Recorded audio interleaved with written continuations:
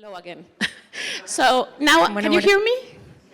I would like to echo, Cristina, some of the questions that the audience has forwarded to me today, and I want to make a little bit time to make sure that everyone can find a seat. If a seat next to you is empty, would you mind moving so that we can allocate more? Or yeah, raise your hand if there's a seat empty next to you. Thank you, you're very kind. So where we have people with their hands raised, there's empty seats. Thank you, you're so kind, thank you. Please find your seats. You're so kind, thank you, audience, thank you so much. So one of the first things that folks are asking me is, why are we doing an exhibition focused on the healthcare issues of Frida Kahlo? What is moving, I know what is moving me, but I want to know what moves you as a family member of Frida Kahlo's family, as a family member. Why are we doing this exhibition, Cristina? What do you think we are contributing to the field of art by focusing on a person's health issues? Well, first of all, thank you for coming. As Mónica said, full house, completely. I see many friends, and I'm so happy to be here and to have loved people in the audience. I'm sorry with my English, which is not perfect, but I will try to explain the better I can. So your question, and thank you, Mónica, for inviting me and for doing this project and believing in it, because it's not the same projects around about Frida Kahlo.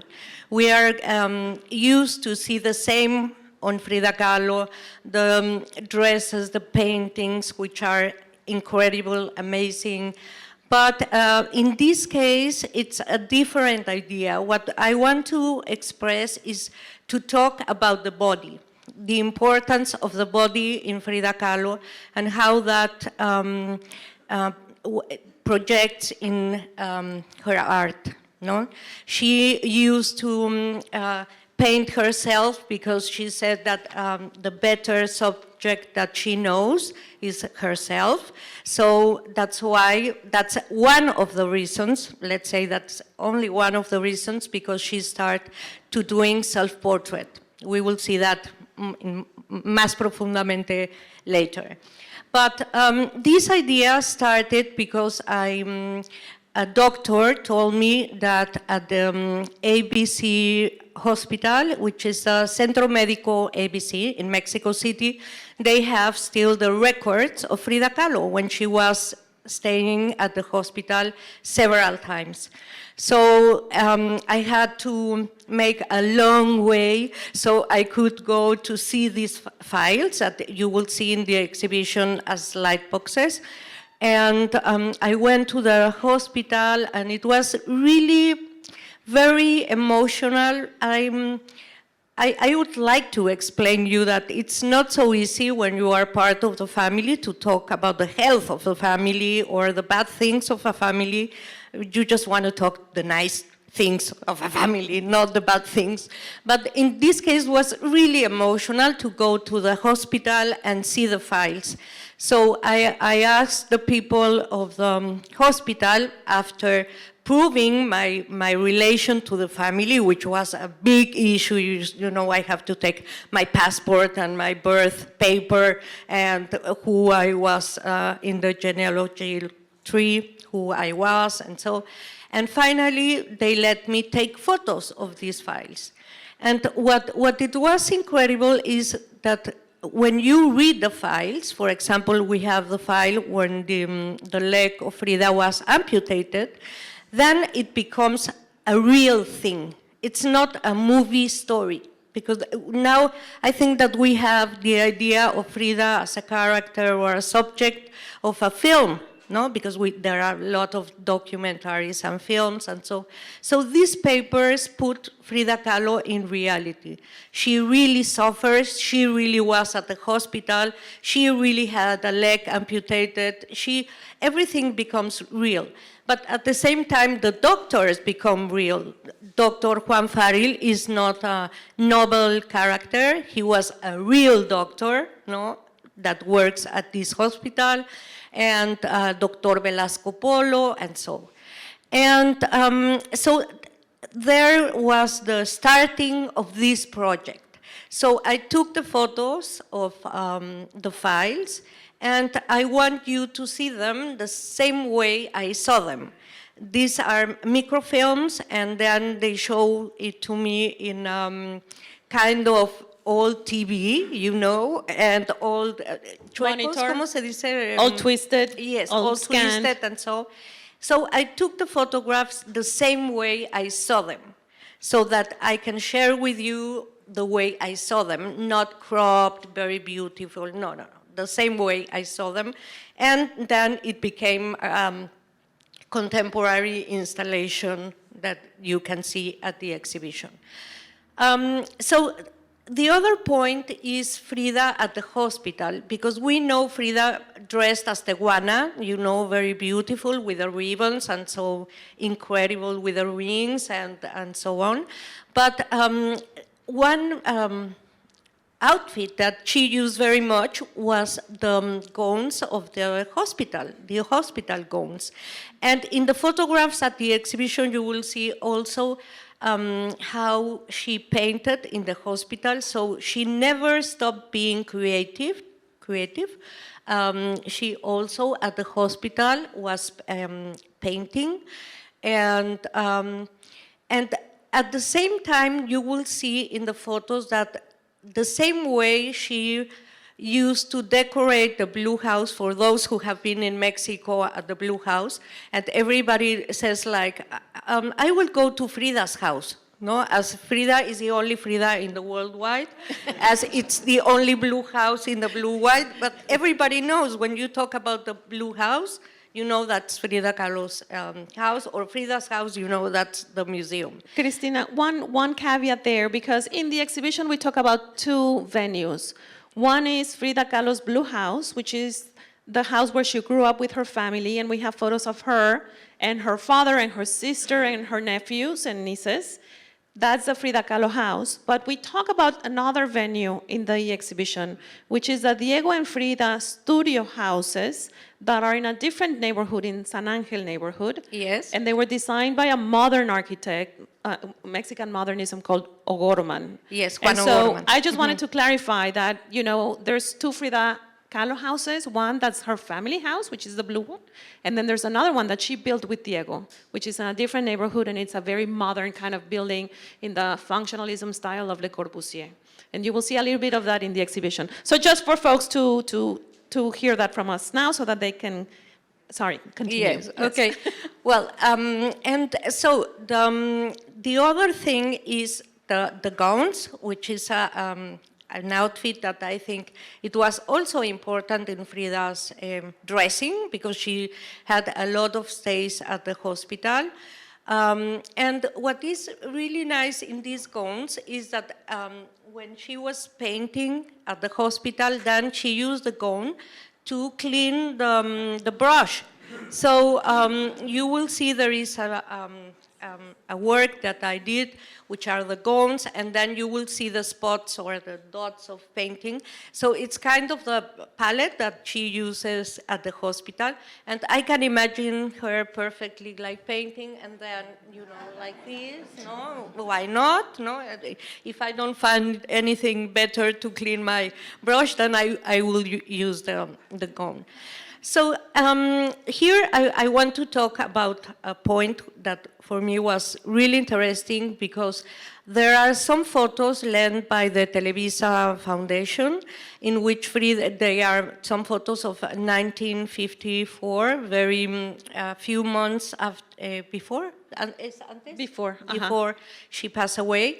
And you will see that Frida Kahlo has the prosthesis, the prosthesis in her amputated leg. At the same time, she's smoking at the hospital, and there is a nurse and everything. So that would be impossible nowadays. But it's also a history of medicine, because we have photos from the hospital at that time, and you will see that in the operating room there were windows. For example, those who are doctors or know that that would be here. We have this photo, and this is the original hospital where Frida Kahlo was.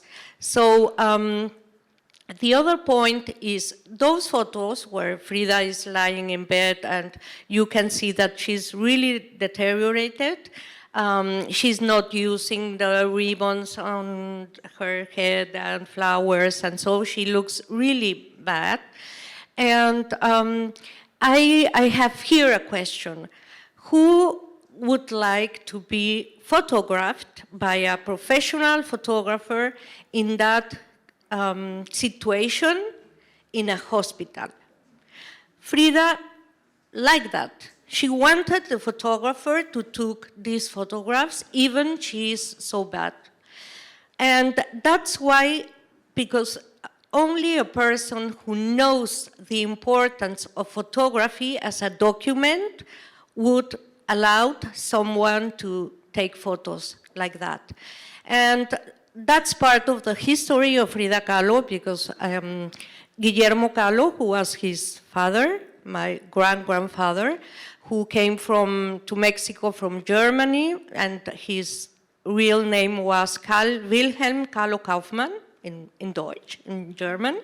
And when he arrives to Mexico, he noticed that for Mexicans it was really complicated to say Wilhelm Kahlo, no? So he changed the name for Guillermo Kahlo, who is much more easier for Mexicans to pronounce. And since then, he is the name that he used. But since Frida was a child, he was used to be photographed by her father, Guillermo, and he knows how to pose in front of the camera. And with the years, she became a kind of subject for many photographers, as Edward Weston, for example, this American famous photographer, or Nicholas Murray, or Imogen Cunningham, Manuel and Lola Alvarez Bravo. Well, the list is infinita. There are so many photographers that took portraits of Frida Kahlo as a subject. So she was all the time very related to photographers and to photography. That's why she knows about the importance of photography. So the line of the exhibition then started to grow and grow and grow, because we talk also about the heart. Frida Kahlo used to paint the heart in many of her important paintings, as the two Fridas, for example, where the heart is outside the body and is ¿cómo se dice en venas? The veins and arteries connect the two Fridas, and the heart is like the machine of the body. And the blood is what keeps us alive, no? The heart and the blood.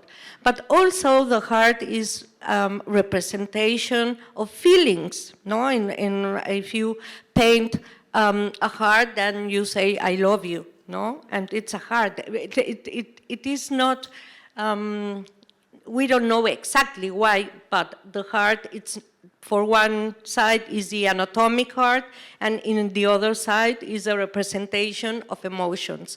So we have in the exhibition many people that Frida loved, and as her doctors, Diego Rivera, of course, Nicholas Murray, of course, and so many people. Her sister, Cristina, who was my grandmother, and that's the loving part, no?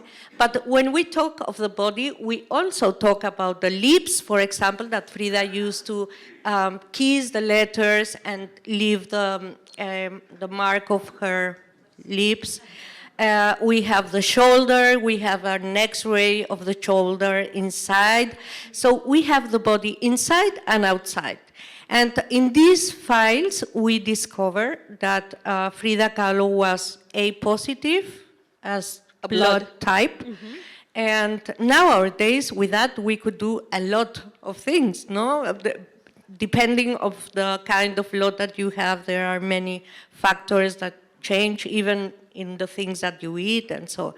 So it's like the body inside and outside, and that's why we put the title of Frida, Kahlo, an expanded body, because the body expands to many things. Yes, there's a couple of walls in the exhibition where we present, as self-documented by Frida, her chest and her carrying a child who is your father.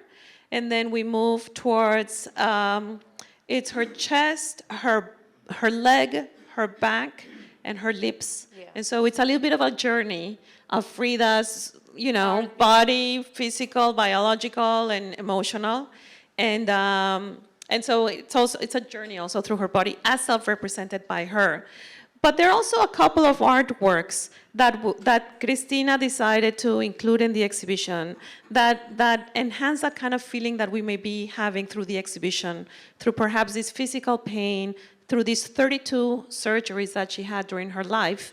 And one of the reasons why we're showing the hospital and the technology that was available at the time is that these 32 surgeries were not done under the technology that we have today. They were done under the technology that was available in the 1950s, which is very different. And the surgeries were not simple surgeries. There were about 2 miscarriages, 2 vertebra fusions. One of them got infected, 1 amputation on the leg. I mean, these were serious surgeries.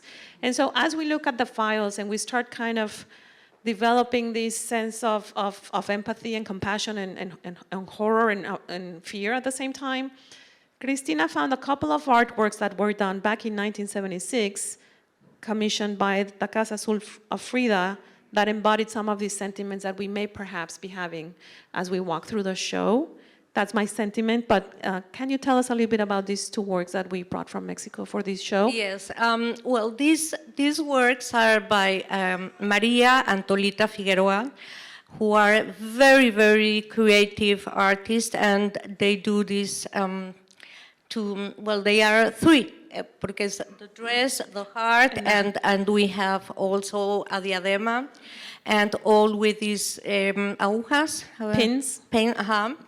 And they were inspired on Frida Kahlo. For example, the heart is called Unos Cuantos Piquetitos, which was the name of one of the most famous painting by Frida, who belongs to Madonna collection. And so they inspired in this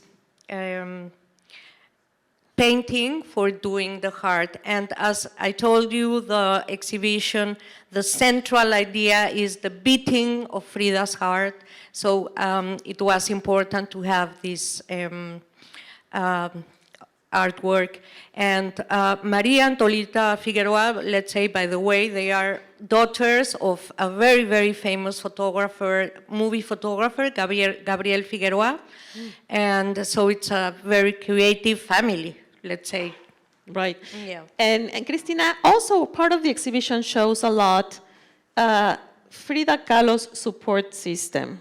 And here we have the photo with O'Gorman, the architect that did her modern functionalist house with Diego.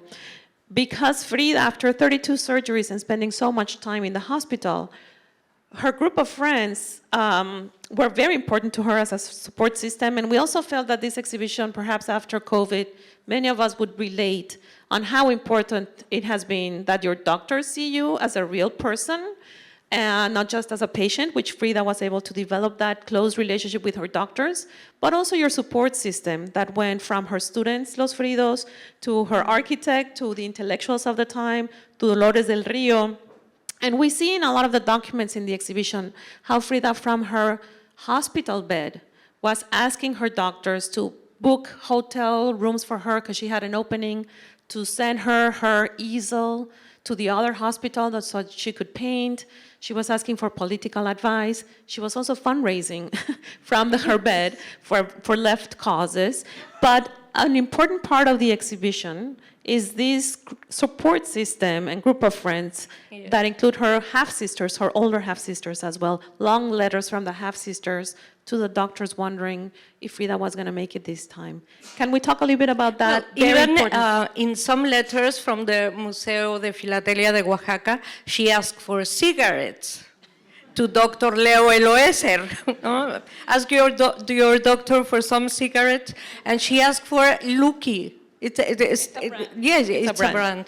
But here, this photograph is really nice. It's one of my favorite. It was taken by my father, Antonio, and Frida is with Juan O'Gorman, who was the architect that built this house that you were mentioning, in funcionalist style and so, and they were very, very close friends. And even she asked to Juan O'Gorman when they did the addition to the Blue House, it was Juan O'Gorman who designed all the rooms and the Frida studio and so. And this kind of dog, which is called Xolo Escuincle, in the exhibition we have 3 samples in clay, very beautiful ones. And so that's part of Frida's heart also, because she loved Diego Rivera, of course, even they fight every day, one yes and one no, but they love each other. But she loved very much her friends, and she loved very much animals. So in the Blue House, they have this kind of Xolo Escuincle. They have about 5 dogs in the house, and parrots, and the deer that you see in the paintings, it was in the Blue House. So that's why she was always saying, I'm not a surrealistic painter. The dogs are like that. They do not have hair, no? And the parrots are in my house, and the flowers also. And so she used the things that she has around to inspire her paintings. But at the same time, I wanted to include these xolos in clay, because in the pre-Hispanic Mexican tradition, it was the dog, the same as in Egypt. The dogs are the one who help you to go to the Mictlán, which is to the inframundo, when you pass away. And this is the first exhibition that I do as a curator, in which I include Frida lying dead in a beautiful photograph of Lola Álvarez Bravo. And it's because when you die is the moment that the heart starts beating, the blood stops moving, and it's the end of a story, of a life story. But the amazing thing, and I want you to see that photograph, not the children, but you can see in the photograph of Frida dead, that she used yalalac, ¿cómo se dice? Un huipil de yalalac. A traditional attire. Yeah, white, and there is a fly on it. And so I start looking about the flies in paintings, in like in la pintura flamenca. There is very common that there is a fly on ¿cómo se llama? Calavera? On a skull. On a skull. That in this exhibition we have the sugar skulls, because we have the photos of Frida with a sugar skull. And if you haven't been in Mexico, you do not understand why she has a skull in the hospital. But that's very traditional in these days in Mexico, so we wanted to show you how beautiful they are. But so we include the dogs, and we include the photograph of Frida dead, with this little fly on the huipil, and the white huipil. And the symbolism of a fly in these paintings, flamencas, or in the Dutch, in the history of art, vanitas, or so, the symbolism is how life is tan ephemeral, ¿cómo se dice? La fragilidad, the fragility of life. So I think that's a super nice conclusion, no, at the end of the going through Frida's body. Mm-hmm. And And well, And sí, te voy a hacer dos, I went dos too fast to the end. I'm That's sorry. okay, because I have two kind of like other kind of like art gossip questions for you to move away from a little bit of a somber. It is a somber exhibition, and it is very, very heartfelt, and so we needed to find a balance there. But a couple of questions, Cristina. I don't think it's well known that when Frida Kahlo went to her solo exhibition in New York, where we have a Julian Levy gallery, there were not that many galleries as they are right now in New York, and so an opening was like a big deal, and for the artist like Frida to show up was also a big deal. Who else showed up for that first solo show of Frida Kahlo in New York? Who what? ¿Quién fue la inauguración artista también in New York to Frida Kahlo's opening? Que George O'Keeffe fue. Well, yeah.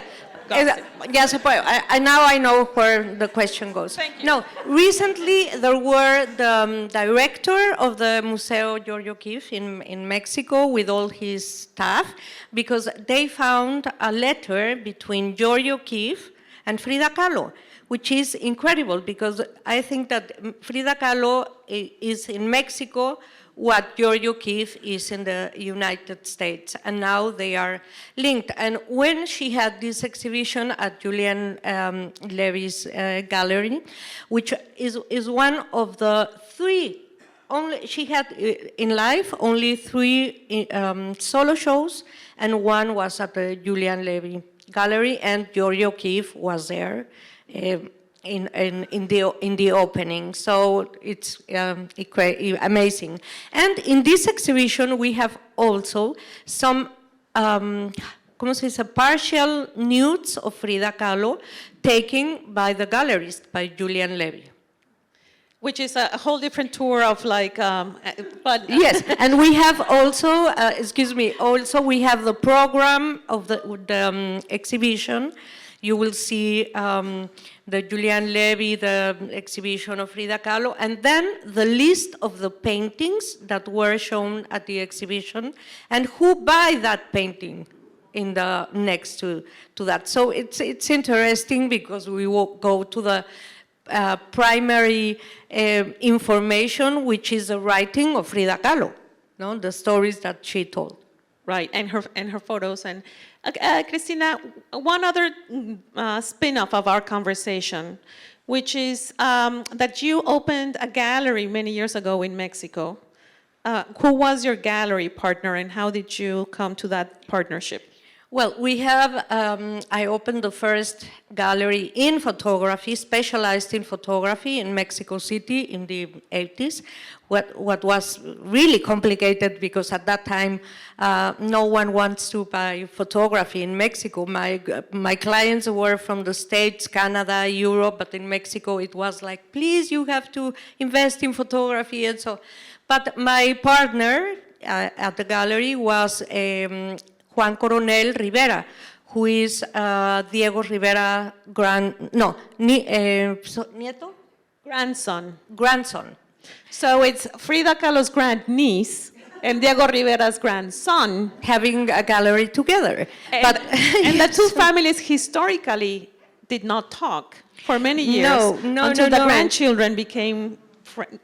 Well, during many years, the families were separated. Well, the Rivera and the Kahlo, because Diego Rivera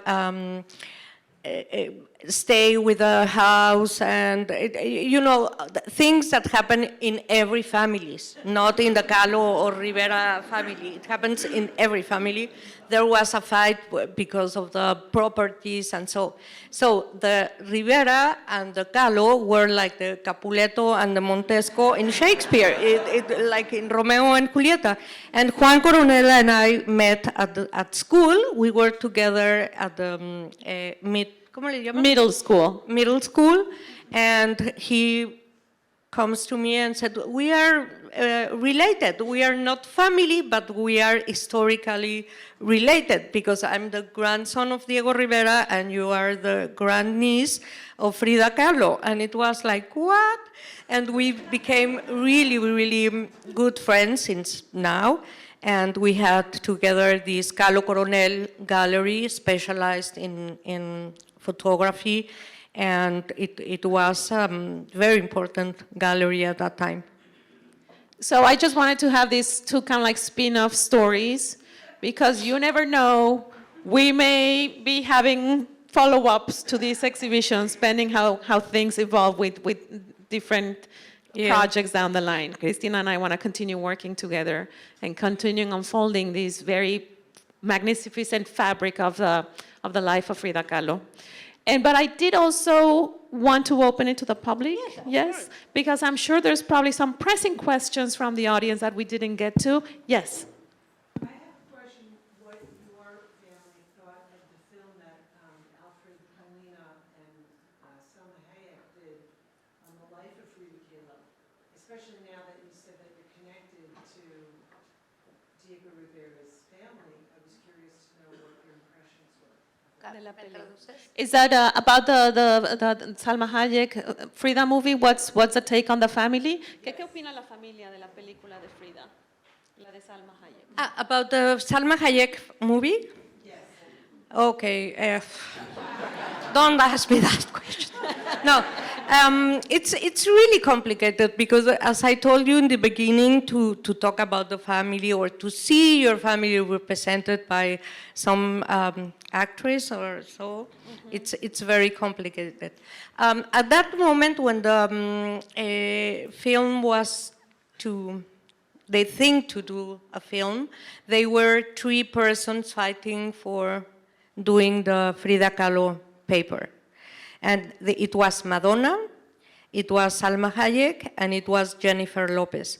And I always wanted to be Madonna to do that, not Salma Hayek, because Madonna had a more complex life, and I think she has more strong character to do that kind of paper. ¿Se dice papel? Roll. Roll, I'm sorry, not paper, roll. But the photography was very good photography in the film. The photographer was great, really. Salma Hayek, I like her when she was in the first part of the movie, when she was like a Frida teenager, but after that, I really don't like that. But, you know, it's a commercial film, you know, sexo, lágrimas, un poco de historia, un poco de esto, un poco, you know, a little bit of everything, and then they mix all together. But I like the photography of the film, really. I'm sorry. Yes, question over there. Yes, sir. Since Frida had as many surgeries as she did you find any correlation between her surgeries and changes in her work? Que si hay relación entre todas las cirugías y cambios en la manera en que ella aproximaba piezas de arte. Se puede ver en el arte cuando ella estaba teniendo una cirugía u otra. Not exactly. It was, for example, when she painted Henry Ford Hospital, no, it was related to a very specific moment in her body, or La Columna Rota, the broken spine, also. They are related to specific moments. But I think that in the case of Frida Kahlo, it was not so much the physical problems, because as you see, she can paint naturaleza muerta, nature. A still life. Still life at the hospital, no, she can do that. But the problems with Diego Rivera were much more important in her paintings, no? When she broke with Diego Rivera, for example, that painting that belongs to Madonna, unas cuantos piquetitos, ¿cómo se traduce en inglés eso? I can't remember. Several little. A few? Nips. Exactly. Nips. That was when Diego Rivera had an affair, which was true, with my grandmother. So she feels so much pain that she painted that little painting. But I think that it was much more important than the operation. She had 37 operations during her life. Just in 1950 to 1951, she had 7 in 1 year. So it was like part of her life. She was really used to be at the hospital, and in the photographs you will see that she had a pile of books and brushes and paintings, and so, because it was not a stay of 7 days, excuse me. It was stays from 3 weeks, 1 month at the same room in the hospital. Actually, the clinical files that we have on view relate a 2-month stay. So they talk about her being observed for 2 weeks for having gangrene on her right foot, perhaps because of the lack of right circulation and mobility, and then the amputation of the leg, and then her having a couple of weeks with fever, and then finally being released after 2 months. So her stays in the hospital, when we say 32, again, they were probably months and months and years in total of her life that she stayed in the hospital. Yes, sir? Could you talk a little bit about her life and the situation in Mexico, like for women and artists, and understand painting was not really her first choice of a career? Que si puedes hablar un poquito de la situación del arte para mujeres artistas en México y cómo para Frida muchas veces la pintura no fue su primera opción en el arte. Well, Frida Kahlo used to say that she was born in 1910 with the Mexican Revolution. But that was not true. She was born in 1907. But her political ideas were more allowed to the Mexican Revolution, and here I will tell you why I'm talking about this. She was really proud, let's say. She wanted to be born with the Mexican Revolution. So what happened in the Mexican Revolution? Not only it was a social movement, but also was a very important cultural movement in Mexico. Because before we had, during 30 years, this government by Porfirio Díaz, who was a dictador, no? Dictator. He stays in the government for about 30 years until the Mexican Revolution.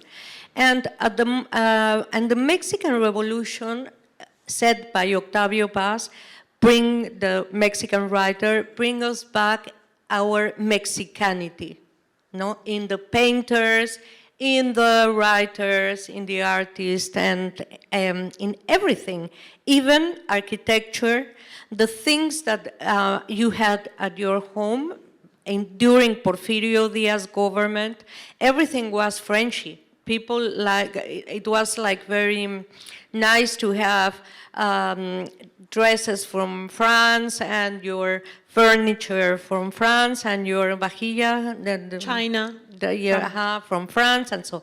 And with Diego Rivera and Frida Kahlo, as many other artists, they start to use Mexican pottery and Mexican art crafts in their house, and all these women, not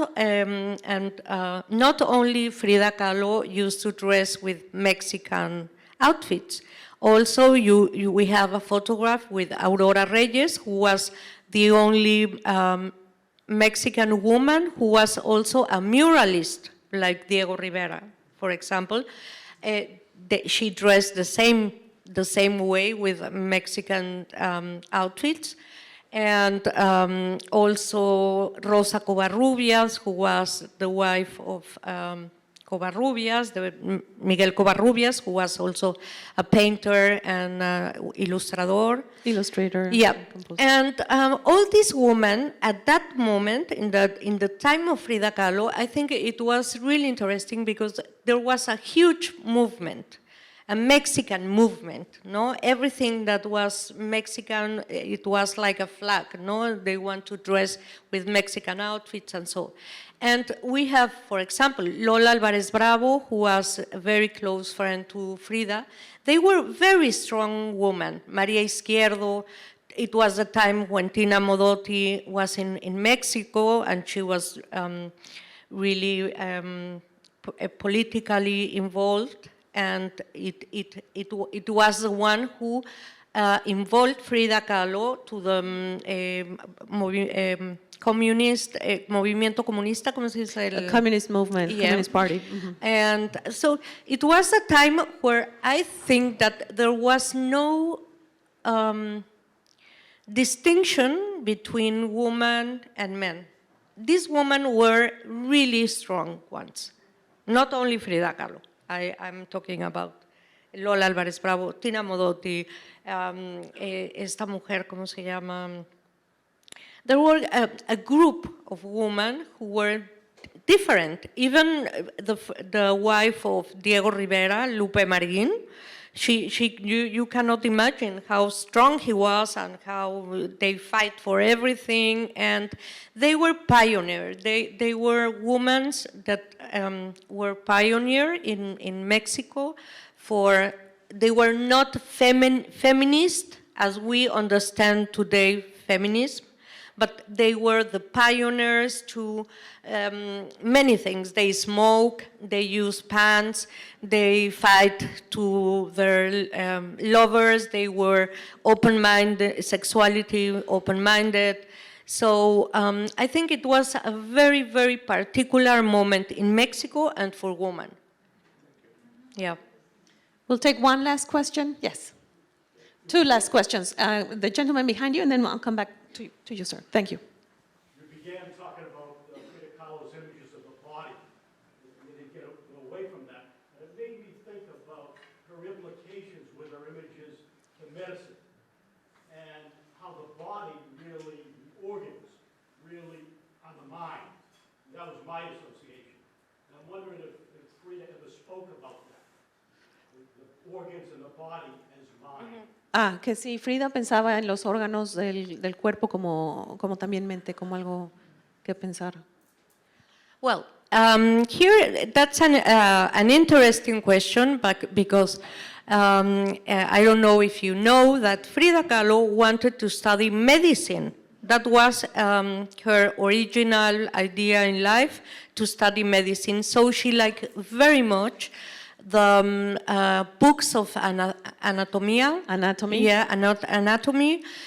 In the library of the Museo Frida Kahlo, you will find a lot of books of anatomy. So she knows the body inside, as in the Two Fridas or La Columna Rota or that kind of paintings. She used all these books that she had on anatomy for doing the paintings, but it's ironic that she had the accident, and since then on, she has to stay in the hospital with nurses and doctors and so, but she couldn't study medicine. So she knows the body. And I think that if she lived now our days, the kind of art that she made, which is auto-representativo, self-representing, it would be kind of this American photographer, ¿cómo se llama? Ay, ahora se me fue el nombre. That she used herself to do the Cindy Sherman. It would be a kind of Cindy Sherman. And because she used herself to represent different emotions. And at the same time, the idea of doing self-portraits came from Guillermo Kahlo, because Frida's father used to do self-portraits of himself, even nude. He had a great sense of humor, and he used to do self-portraits. That's why when she started to paint, maybe she self-portrait came to her art in a very natural way, because she saw the father doing self-portrait. And the last question over here, sir, yes.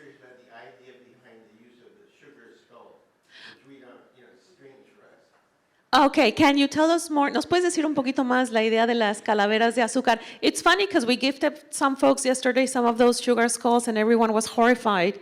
They're like, why are you giving me a skull? And for us, it's like a compliment. Can you tell us a little bit of that? Why we give away little sugar skulls with your name on them? Historically, they will have your name on them, and we would go to the market and look for our friends' names and give them sugar skulls with their name on them. Yes, it's a very nice present, you know. But it's the same time of Halloween in the States, but in Mexico we celebrate the Day of the Dead, El Día de Muertos, and people go to the cemetery and they put flowers in the graves, ¿se llaman? In the graves, and they take the mariachis to sing to the dead people, and they drink mezcal or tequila, and they make a party in the cemetery. So we celebrate the dead people. And it's supposed that during the dead day, your dead people come to your house, so that's why we use a flower called cempasúchil, which is orange one. And you put a line to the door, and so the dead people knows which is the way to the altar. And in this altar, then you will have these sugar skulls and whatever your dead people like to eat.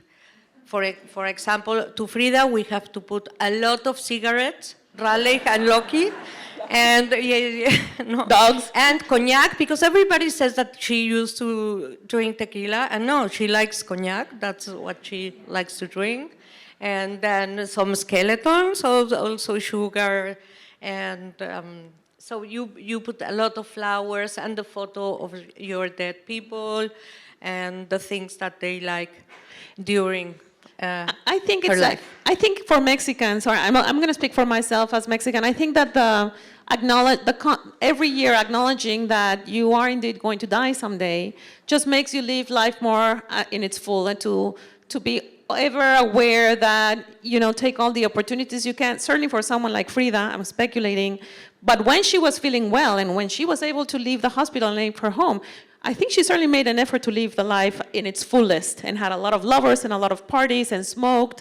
And I think it's that constant reminder, like, you are indeed going to die, so you might as well make the best you can of this life and live it in its fullest. And this is kind of like an annual reminder that we have in Mexico, and it's about, the reminder of death is about celebrating life. It's more about celebrating life by this reminder than a morbid kind of circumstance, I think. And here you can see in this photograph, beautiful photograph, Frida with this kind of skull.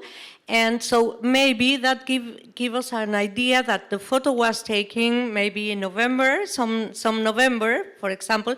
That's part of the incredible thing of photography, that you start looking to things and you discover a lot of stories.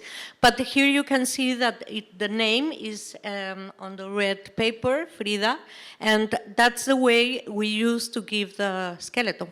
For example, I should bring one for you with Mónica, and she will feel happy. But in other countries, it will be like, why does, no sé, in Europe or something like that, why she gave me a skeleton with my name, no? It's like horrible thing.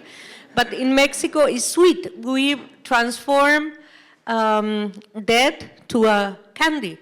You know that you eat. Yeah, maybe you're right. Yes, maybe it's a little weird to eat the skull of your name. And yes, and here in this photograph, I love this photo because you see this is the room of the ABC hospital, and you can see the books over there and a lot of photographs that she started to. We have that photo in the exhibition, for example. Photographs on the wall, so she make an appropriation of the space, ¿no? And lo hace como propio. And I just to close the talk, I put these two images, right? We see Frida in the same hospital, perhaps 20-something years old. Muchos años. And 20 years later, Frida in the same hospital, you know, in a different circumstance, like she did spend her life. And I just want to close with bringing to mind Frida's last painting from 1954, which is like these watermelons with a Viva la vida. that say, live life. That was Frida's last painting. She was thankful, in spite of, you know, all the obstacles that she had in life, she was thankful to be able to have the life that she had, and she lived it at the full of her ability. And so if we take anything, I think, from this exhibition is to enjoy life, Yes. salud, let's have some Long drinks live- outside, and It's thank like you long everyone live for life. here. Long live life. Thank you everyone.